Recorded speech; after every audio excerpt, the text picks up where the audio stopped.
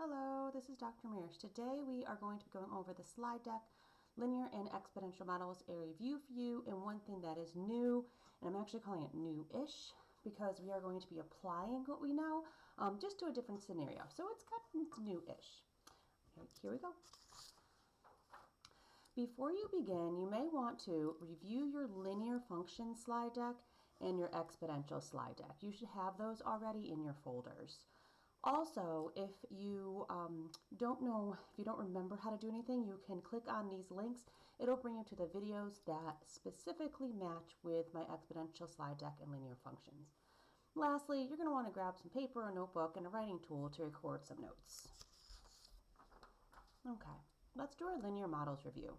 We need to use the table below to answer the questions. Here's our table that is below. We're talking about oven temperature. We have the time in minutes. 0, 10, 20, 30. We see that's increasing. We have the temperature in degrees Fahrenheit, 375, 325, 275, and 225. And we see that it's decreasing. Let's see what the questions ask. Number 1, what are your two variables? Well, we have the time in minutes and temperature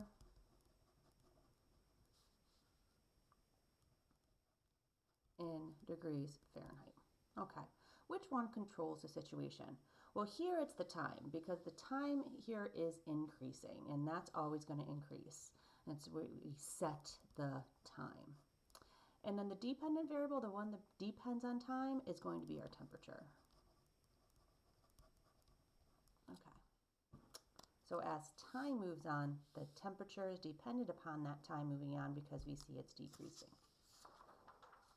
Use your graphical display calculator to graph the data below and answer the questions. You may have to go back to your linear slide deck and also the video. I do explicit instructions with the actual graphing calculator and walking you through the steps. Today what I'm going to use is my actual graphing calculator on my phone to show you. Turning off that light there. There we go. Okay. All right, so first, what can you say about the position of the points? We need to graph this on the graphing calculator. So now, since time is our control, which is our x variable, this is going to be L1 because this would be our x variable. Our x variable is always our control, or also known as our independent variable. The one that is dependent is going to be our temperature. Our temperature is going to depend on the time moving forward, which is going to be our y. So remember, L1 is always x and L2 is always y. So let's put those into our graphing calculator. So here's the graphing calculator. This is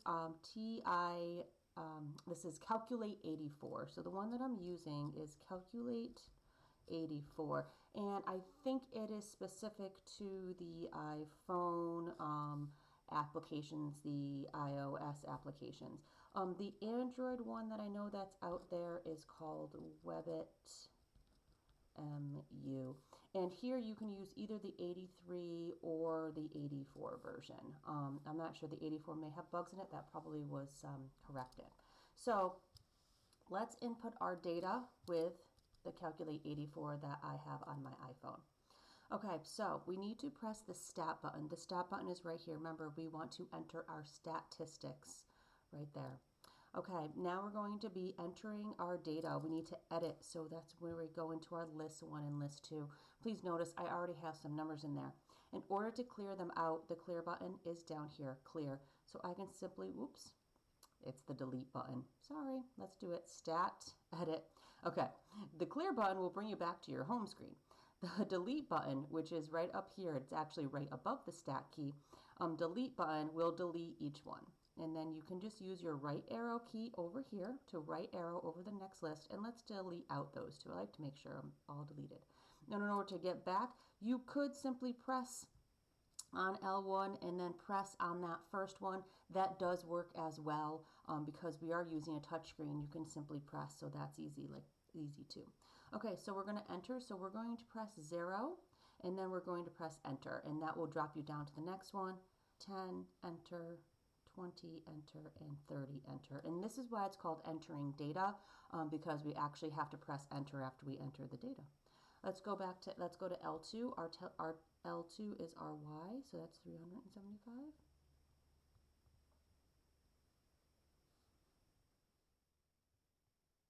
So look, I made a mistake here. I was going to put in 375, but I really needed to put in 275. So what we can do is we can click on that box, and it's highlighted in pink, and press the DEL button, and it will delete. Now I can move on. Okay, checking to make sure. 375, 275, 325, 275, 225, beautiful, and 0 through 30. Good. Okay, now we have to graph this information. So what we need to do is we need to go to our y equals our stat plot. So here's our y equals button, but above that button is called the stat plot. It's where we want to plot our statistics, and it's blue. So in order to get to any of these blue buttons that are above the original, you have to press the blue button. So that's the second key. So these are called secondary buttons. So these blue buttons are called secondary buttons, where you have to press this blue key. When you press it, it should light up another color. Yours may be red like mine. So you pressed it, and then you press the y equals.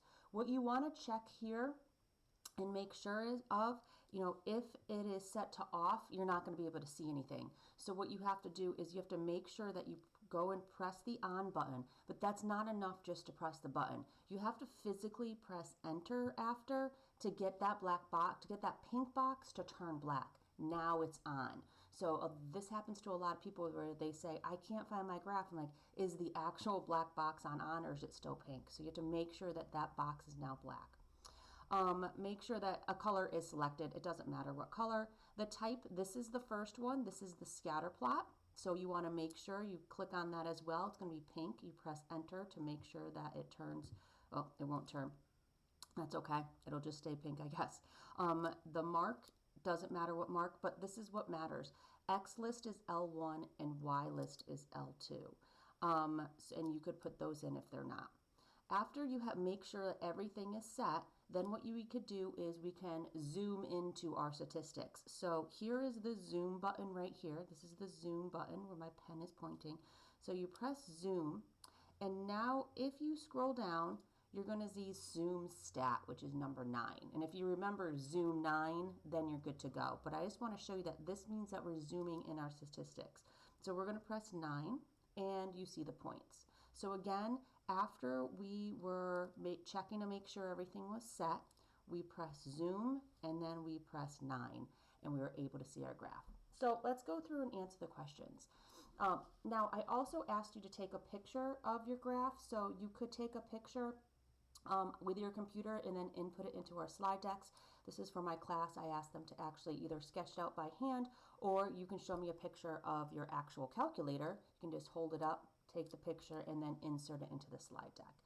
So I'm actually going to leave this here. We need to refer back to it. Okay, so what can you say about the position of the points? Well, let's look at the points. So the points, the position, they're decreasing. So that's what we write. The points are decreasing.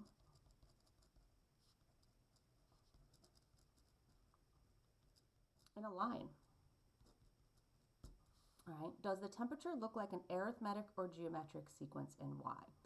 Well, thinking about it, what we're doing is we're decreasing every time by, I feel like we're decreasing every time by a certain amount. And this, I feel like this isn't really a graph question, it's more of a calculator question. So let's actually see what's happening to temperature since I'm asking what the temperature is. So we can simply do 375 minus, 325, and we're going to get 50. So we are going down 50, so minus 50. Doing this again, we see that it is minus 50, and doing that again, this is minus 50. So since we have a common difference, our common difference is negative 50, this is definitely an arithmetic sequence. So we can say that, and I'm going to write the answer down here. Number 2, arithmetic sequence. We have a common difference. Oops, a little spread out. Of negative 50 degrees Fahrenheit. I always like to put units on there. Okay. Number 3, do you think a linear model or an exponential model would fit best, and why? 3, linear model. Our points are in pattern that represents a line.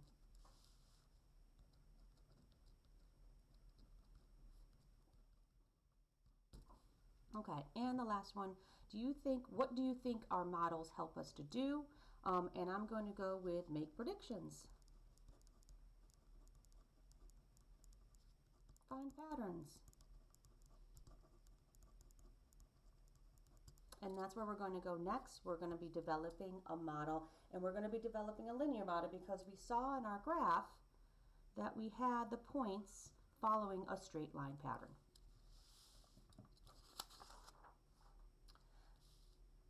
Use your graphical display calculator to write a linear equation. Remembering linear equations are in the form f of x equals mx plus c, where m is the slope rate of change and c is the y-intercept. Also in IB, the IB language, this is also called gradient. So you might see me start to use that. The slope is called the gradient. Gradient is a slope, it is a rate of change. Again, it's another word for the same concept. And c is the y-intercept, so that's where it's intersecting the y-axis. So in your graphing calculator, you are here, and we need to make an equation. So what we're going to do is we are going to go back and press that stat button. That's right here where my pen is pointing, stat, so stat. And now our numbers are already in, so we don't need to edit, but we do need to calculate. So you can either press calc or use the over arrow button to get there. Now we need mx plus c. Well, the closest one here is ax plus b, which is number 4. And that's definitely going to work. This is linear regression, as you know before when I was going through the whole slide deck for linear models. So let's press number 4. Again, this is where you just make sure that your screen looks like mine, that you make sure that your X list is L1 and your Y list is L2. And once that's set, then you can just press enter and you're going to have some numbers. Now, the numbers that you're focusing on right here are A and B because they gave us Y equals AX plus B. And IB does Y equals MX plus C. Same exact thing. We're looking for our M and we're looking for our C. So those are the numbers we're going to be addressing. So here our A is 5. So I'm actually going to change Y into f of x because you know they are changeable by now. So we're doing the function of x instead of y. So the function of x equals A is negative 5x. B is a positive 375. And so here is my equation. If you forget any part of this, our equation, this is our model. Remember, same word, different words, same concept. If you forget the equal sign, you'll lose points. If you forget the x, you'll lose points. If you forget the f of x or the y, you will lose points. The equation has all of these elements in it, except if we were dealing with an equation where it was just f of x equals 2. That is also an equation. So sometimes your x might not be there, but in this instance, it definitely is there and you need it. So here is our equation. Oh, one more thing about this. I just want to point out to you that our equation, this 375, that was this number here. That was C. And that's where our x, which were L1, is 0. And whatever number our L2 or our y is, that's going to be our y-intercept. So you can actually find this from the table. Also, if we look for a common difference amongst the x values, we see that we are increasing every time by 10. We found out from the previous slide that we were decreasing every time by 50. So our slope here is going to be the change in y over the change in x, which is negative 50 over 10, which does reduce to negative 5. So could you have found your M and your B from this table? Is there enough information given? Yes, there was enough information given. However, I wanted you to use your graphical display calculator because for IB, we need technology. We need to know how to use our technology. But there is a way to check and do it without the calculator based upon this set of data. Be careful because sometimes you're not given that y-intercept. So always good to know the calculator. Okay. Use your equation to make a prediction. Pretty please show work. So the first thing that I'm going to do is I'm actually going to put the equation in so I have reference to it.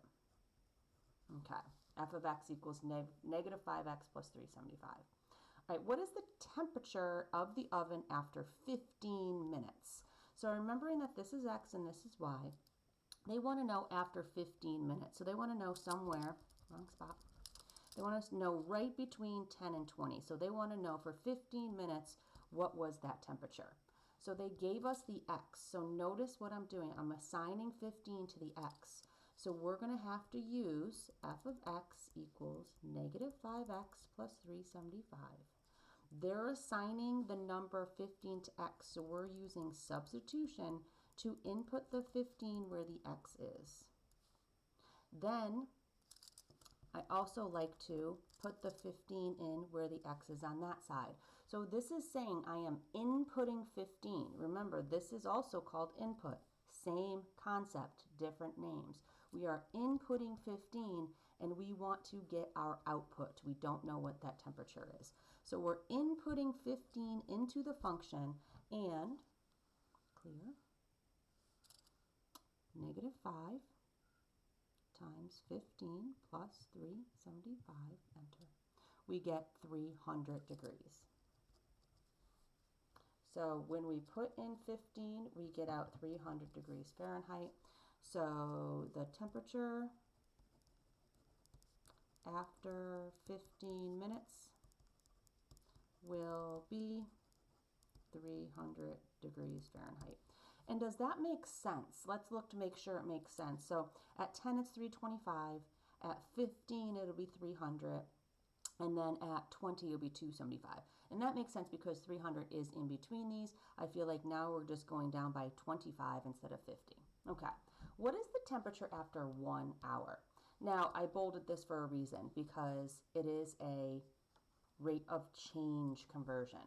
So be careful. If you automatically went to put 1 in right now while I'm doing the video, then you stop.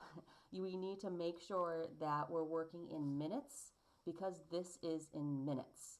So we have to think, how many minutes are we going to need? Well, how many minutes are there in an hour? And you're right, we're going to be looking at 60 minutes. So we're looking at somewhere all the way out here for 60 minutes. So we're going to be inputting 60 minutes in for x. And so now we're extrapolating the data. We're predicting outside the range of the data.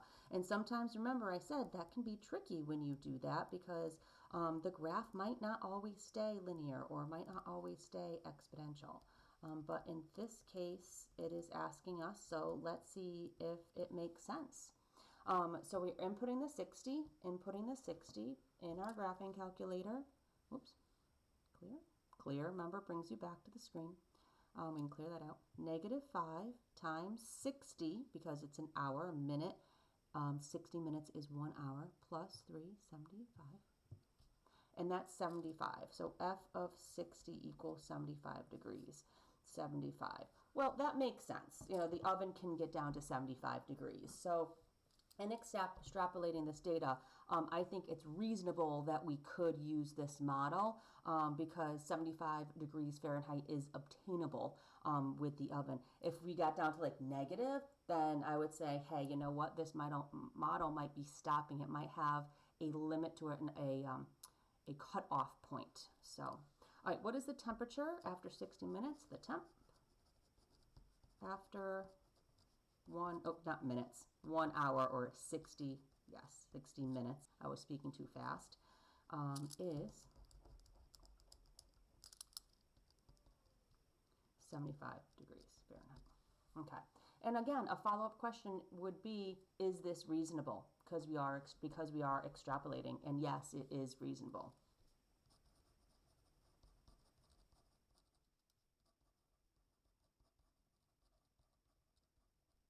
Okay.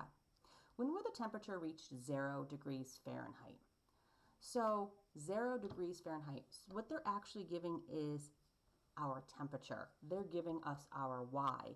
They're giving us our output. They're giving us our output, and they're asking us to find our input now. So that's going to be different. So if you're substituting in for X, you're incorrect and you need to stop. What they're asking you to do is, instead of putting it in for x, we need to now take out the f of x and exchange it with the 0, and this becomes a solving problem. So they gave us that output. So please make sure you know the difference. If I'm giving you the input, you are putting it in for x. If I'm giving you the output, you are actually going to be putting it in for y, or f of x, which is that one. So the whole f of x is now out, and that replaces the 0. It's different than doing it like this. Different. Okay, so let's solve. So inverse operations, first we subtract 375. It was added, so we subtract to bring it over to the other side of the equal sign. So negative 375 equals negative 5x. I believe this is going to work out because the negatives will cancel out now.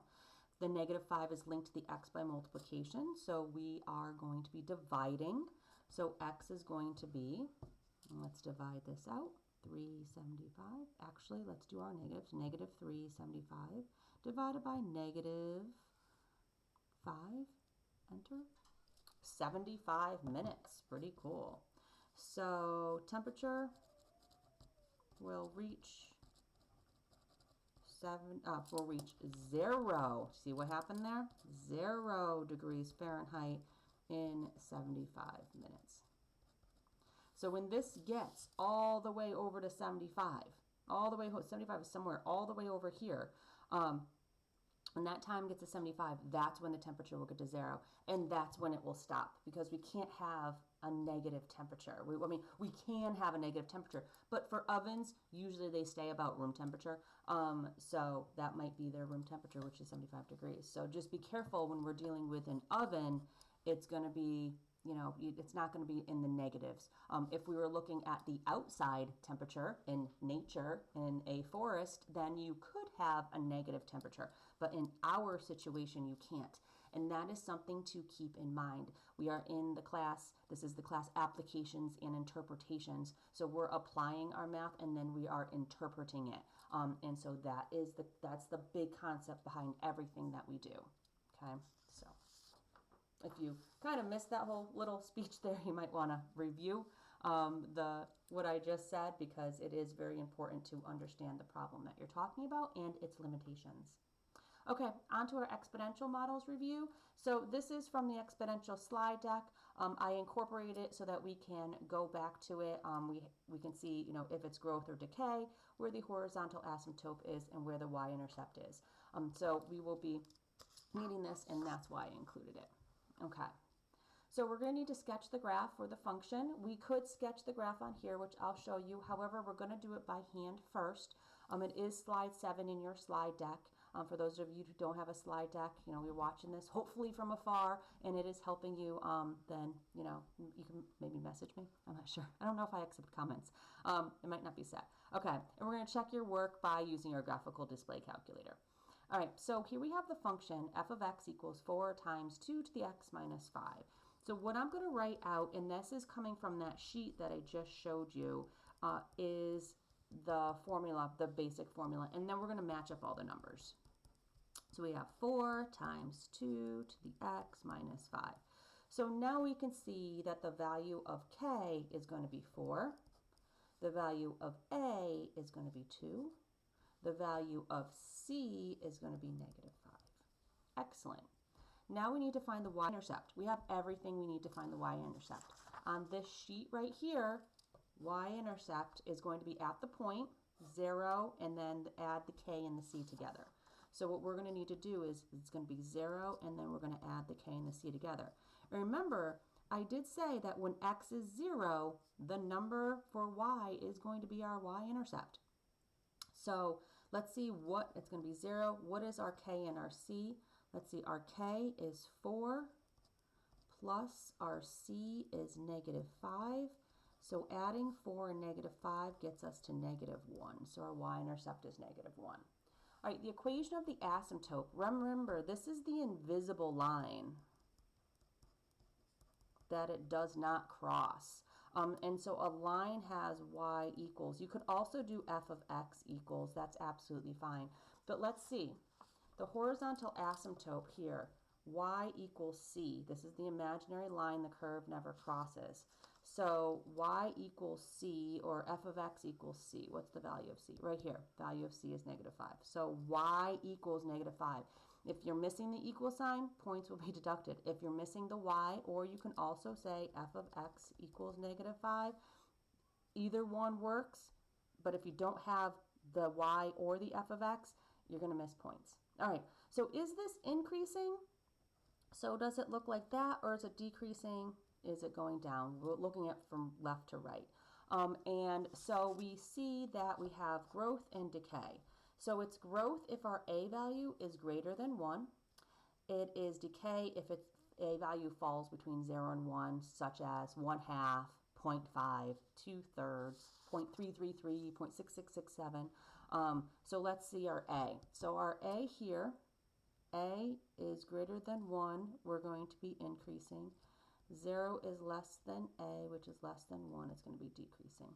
So here it's 2. So I'm going to definitely go 2 is greater than 1. So this is my answer right here. So since 2 is greater than 1, it's going to be increasing. Excellent. So we have a lot of information now to draw a sketch. We're going to draw a sketch. Remember, when I talked about sketch, I talked about it in one of our schemas. When we talk about sketch, it's going to be a rough draft. We're not going to be graphing this. We're not going to be drawing it on a big piece of graph paper that is, numbered precisely for us.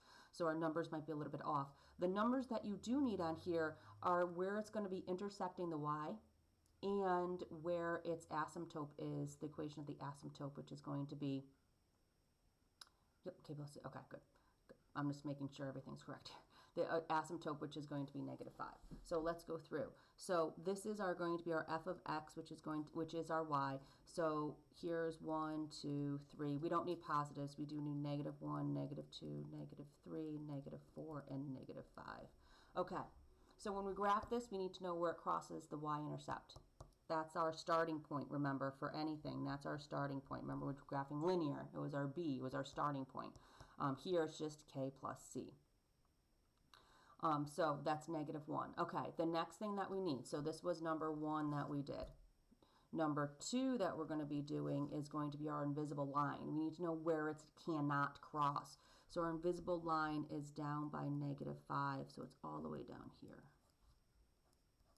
So I'm doing a dash line because that represents that it's invisible. It's never going to be crossing.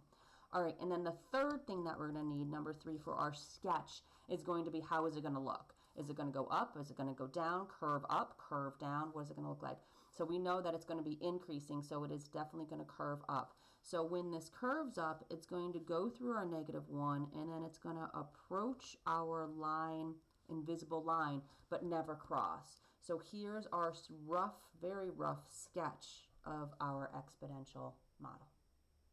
Let's check to make sure that we're right. And how we check to make sure that we're right. If you do need to pause because you need to write this down, definitely do so. That's why we do the videos. In order to input this equation into the graphing calculator, get my calculator out, I now have to push the actual y equals button. So we have to get to the y equals, which is the same as f of x. So you simply just push that button. You don't need to push anything else. And you're going to see this nice menu here that lined up for you, all of these different equations that you can enter. So it already has the y equals, this little sub number, that just means the first one. So if we had 10 here, we could put in 10 different ones, but we just have 1. So we're going to do 4, so you press the number 4. 4, okay. Parentheses, the parentheses are above the 8 and 9, so parentheses, 2, and parentheses. Now we need the exponent. Remember, the exponent is the button above the division symbol. So in your vocabulary of buttons, we did, plus, minus, multiplication, division, exponent. Okay, you need to put that into your head, that the exponent button, there isn't button for it. Press the exponent button, and then we can press our x. Now our x button is this xt theta n. If you want me to write that down somewhere, so your x is the button xt theta n. So that's the button that you push, okay, to get that letter. So I'm going to push that button and the letter appears. Now I'm still in exponent mode, So I have to get out of exponent mode. So you may push your over arrow key to get you out of exponent mode. And then I do my -5. Please make sure you are out of exponent mode before you put in your -5. Now what we need to do is zoom in on our graph. So we need to push zoom and we need to fit it to our screen. So let's go down and then let's press C0 zoom fit. Now I'm wondering if our stat plot is going to get in the way, our linear stat plot. So let's see what happens. Oh, perfect. Okay. So here we see it is increasing. We could zoom in. I wonder if we press trace. If we press this key trace here, right here, this is trace. It'll have this little button, this little point. Sorry, this little point. And we can see here that it is about -1. This is just a rough. This isn't a precise estimate, but we could. I'm wondering if can you zoom in? Oh, look at that. You can zoom in on this. I lost it though. Oh, here we go. Oh, you can't move it up. I won't move it up or down. Oh, but you can move this little point. Okay, so that's -1. And as you see, it's approaching. If you look down on your Y, it's approaching -5, but look how it never quite gets there. Look, even when I go all the way over, it is never going to cross -5. This is like the saddest story in mathematics where it never crosses -5. But you can move your point on your phone, graphing calculator phone, which is really neat. You learn something new every day. So this is correct. Our y-intercept is -1, as we can see here, and our invisible line is at -5. If you would like to review that again, please review that. Okay, here's our new-ish application problem. We are applying what we know. However, this time we're actually going to make our model, our exponential model, by hand. So let's see what that looks like. We will use the data in the table to describe how the number of people changes. Then we will write the function that models the data. The function that models the data. We will use our function to predict the number of people who received emails after 1 week. Then we will use it for prediction. Exactly what we did for linear. So this is applying what we know, and that's why it's new-ish. All right, so let's describe the situation in words. Remember doing rate of change for linear? Same thing. However, remember, we are going to be multiplying by a constant number, which is our common ratio. So here, we're going to find a common difference in the time, but we'll find a common ratio on the y, or the output. So time in days, number of people who receive the email. We're talking about email forwarding. So this is an example of exponential growth when your y has a common ratio. And here you have a common difference. All right, let's move on. Okay, step 2. So in these slides, you will notice I'm giving you the answer, so kind of teaching it to you along the way. We will try one at the end. There's a constant ratio of 7. That's what we found back in that previous slide. It was actually 7/1, which does reduce it to 7. The data appear to be exponential. That's what we said in that previous slide. Here's the very general formula of an exponential function, a times b to the x. Now, we were looking at this one. So be careful, because what they did is a times b to the x. They disregarded this c. It's okay, because when we didn't have a c, remember, we were adding 0 in. We did that Desmos activity where I said, make sure your little hidden numbers here, you're either going to be multiplying by an invisible number 1 or adding an invisible 0. So there is a c there, but this is just called the general form.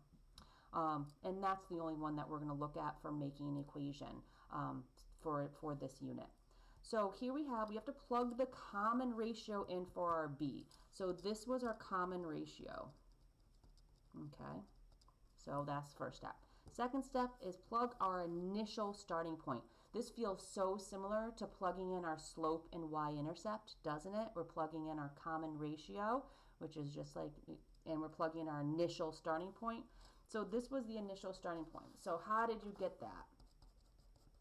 Remember, our initial start point is where the x is 0, and then whatever the number is, in this case it's going to be y, should be 8. So let's look to see in the table where I found that. So here are the days. This is X, it was 0. Here is the Y, it was 8. So this is going to be my initial start. And be careful, because in a question, if I ask, what is the initial starting point? That is where X is 0, and then you find your number for Y. Okay, plug it in. And this is your form. There you go. You got it. You got your equation. Those 2 steps. Okay, let's move to step 3. We're going to use it to predict. So predict emails after 1 week. Now let's remember that you got me, right? Week. What is this function for? This function is for days. So we have to, this is where some of the problems might trick you. So we can't use this. So really the problem should have been after 7 days. Why do they do this? They do this when people do this when they write problems to see if you're paying attention to the actual words and not just substituting numbers in. They need you to make that mathematical mind connection that, wait a minute, this was for days and they're asking for weeks, so we have to change it. So pretty please, always match up your units. Always match up your units. All right, so what did they do? First, we needed days. Okay, so we wrote the function, substituted the 7 for the x. So remember, the x was the number of days. Here's x, so we're inputting to get the output. 1 week is 7 days, and then we use our calculator. So how do we use our calculator? Well, great, you know what? We have an exponent button, don't we? So what we're going to do is we're just going to put 8 parentheses, remembering parentheses are here, times 7, and then raised the exponent button, 7. Enter. There we go. Did we get it? Yes, we did. Beautiful. So there will be 6,558,344 emails after 1 week. I like how they transferred back to the original unit of measurement that they asked in the problem. So, okay, let's give it a try. This video has been 37 minutes, but it really is used as a review. So I am just going to power through this last one. Hopefully it's been helping. So first, let's describe the situation in words. So we have to find, what's happening. Let's tackle the X first. Here's years, which is X, and here's the value of cars. Years is the control, value of cars is going to be the dependent. Years is independent, dependent. So I can clearly see that we're adding 1 here. 0, 1, 2, 3, 4, 5. Okay. The value of the car. Let's look how it's decreasing. 27,000, 13,500, 6,750, 3,375, 1,687, and 50 cents. So we're going to change 843. 75 cents, because this is in dollars. So I don't think there's a common difference here, and you know what? The problem was set up that it's not a common difference. So let's see what our common ratio is, and the easiest way to find that is simply by taking the second value. Actually, is simply by taking the first value.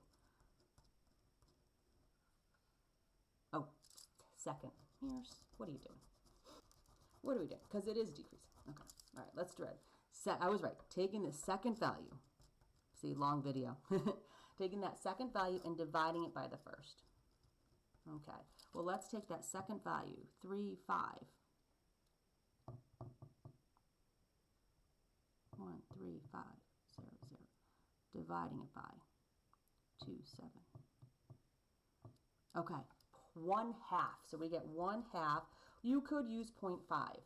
So I'm thinking because this is decreasing, our common ratio is going to be 1/2. So let's try that out. 2,700 divided by 1/2, times 1/2, or times, you can use 0.5, 13,000 times 0.5, 6,750 times 0.5, 3,375. So it is, we're going down by a common ratio of 1/2. You can also say multiplied by 0.5, but when we use the word common ratio, we're talking about what it's multiplied by. So, okay, number 1, common ratio for value of car is 1/2, common difference. Years is 1. Okay, exponential.